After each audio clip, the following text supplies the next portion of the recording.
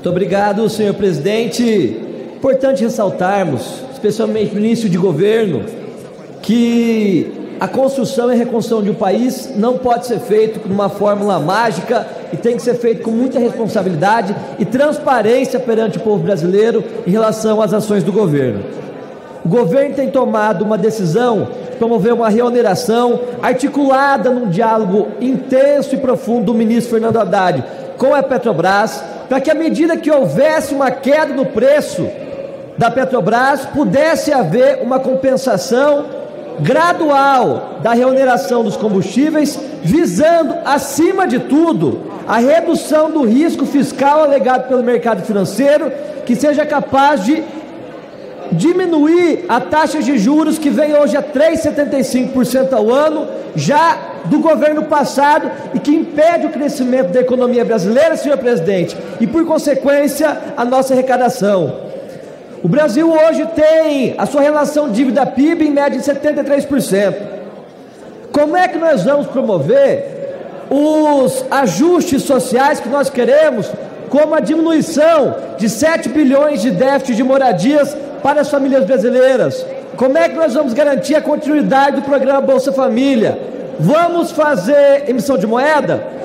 O Banco Central e todos nós vamos alegar que tem inflação. Vamos aumentar a taxa de juros para sobreviver com o capital especulativo? A gente sabe que o capital especulativo pode até ser importante, mas ele não pode ser a base de crescimento de um país. A base de um crescimento do país tem que ser um investimento produtivo, que gere emprego, gere renda, gere capacidade de oferta na economia, e junto com as políticas macroeconômicas, especialmente a política fiscal, que tem uma importância fundamental na dinâmica do governo, a gente possa fazer a taxa de juros cair, a economia se desenvolver, o governo voltar a arrecadar e a gente poder posteriormente abaixar tributos, que é o interesse de todo o governo. Nós vivemos uma espécie de ditadura de uma economia ortodoxa que prevê, acima de tudo, o superávit primário. Nós sabemos que o superávit primário é importante, no entanto, ele é uma criação contábil especificada para um ano e que pode ser distribuída para 2, 3, 4 anos, garantindo a sustentabilidade da relação dívida-PIB e garantindo a sustentabilidade das contas do governo. Esse é o ponto principal que nós temos que enxergar, além da PPI, da paridade de preços internacionais, em que quando há uma alta do dólar, o preço do petróleo vai lá em cima e naturalmente é repassado a todos os consumidores, nós temos que enxergar os problemas estruturais e conjunturais do Brasil. A taxa de juros tem sido o grande entrave da economia, que tem impedido a geração de empregos, a geração de renda, da criação de empresas, porque esse governo acredita que é importante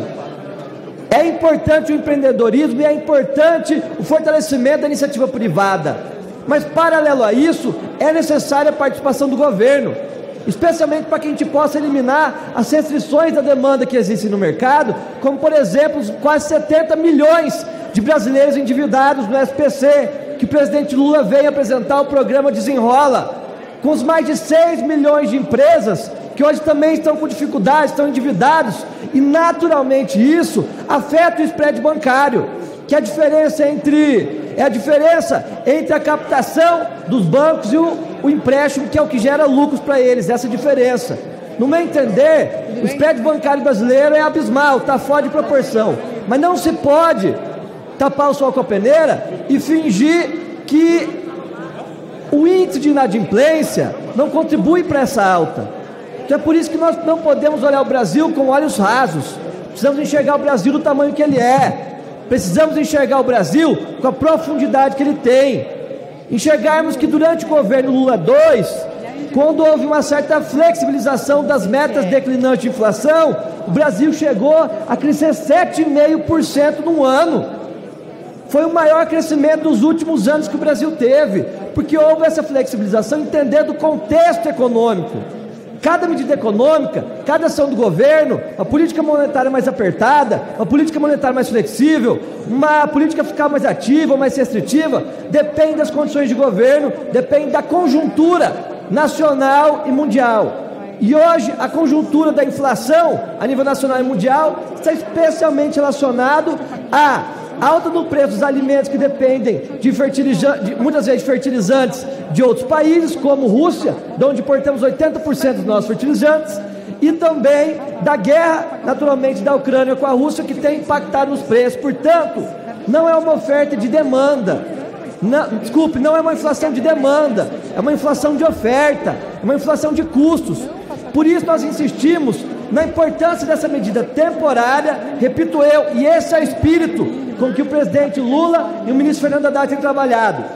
reduzir o superávit, o déficit primário em cerca de menos de 1% do PIB, o que vai dar mais ou menos seus 90 bilhões, 85 bilhões de reais nesse ano, para que a gente possa com isso provocar o Banco Central a fazer uma queda na taxa de juros. Com isso toda a economia vai ganhar, porque o que reduz dívida pública não é só superávit primário, deputado Bacelar, é também crescimento econômico. A melhor maneira de reduzirmos dívida PIB é crescimento econômico, é promover o crescimento da economia, aumentar a oportunidade do crédito, ter uma inflação controlada, mas que se possa adequar e se revezar com um crescimento econômico constante a cada ano, para que a gente possa viver o que já vivemos no Brasil na década de 70, de crescimento de 11%, 12% ao ano, mas que tem que ser associado com distribuição de renda e geração de oportunidades. É por isso que nós precisamos ter a consciência de que esse é o caminho mais responsável, sem demagogias,